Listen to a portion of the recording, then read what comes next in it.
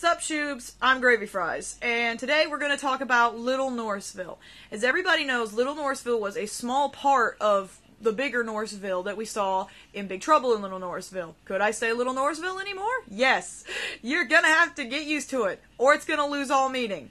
Anyway, we noticed that it had multiple Japanese antiques or things for sale of Japanese nature. Plus, the Norisu 9 symbol, or Norrisville 9 symbol, whichever you prefer to call it, was everywhere. On the merchandise, on the walls, the borders. Heck, the store's doors had the Norrisville 9 symbol on it.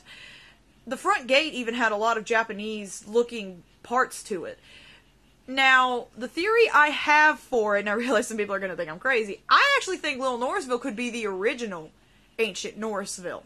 Now, before everybody says, but the hole is near the school, remember, the hole was pretty far distance from ancient Norrisville, from what we saw in 13th Century Ninja.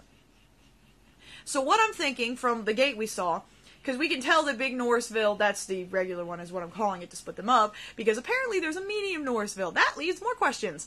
Regardless, we know they have a connection because we saw the gate. Okay, they are definitely close together.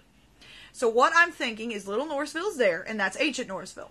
The distance we saw in 13th Century Ninja is basically a small piece of Big Norrisville.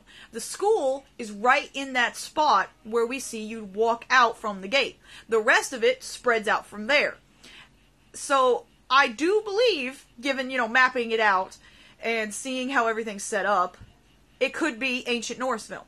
Plus, it makes a lot more sense if you think about it that way, because why else would they have so many Japanese antiques just hanging around? Plus, they had traditional Japanese lights just strung about everywhere, even in the store. I mean, they weren't on outside, but why? It was daylight. And they even had statues showing people who looked like they were from ancient Norrisville. I'm just saying, it makes a lot of sense. I know this video is a little short. I'm really sorry about that. I would love to talk about Little Norrisville more and just figure more out, but from what we have right now, there's not much to go on.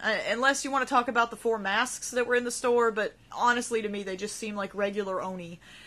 Those are Japanese, essentially Japanese version of goblins.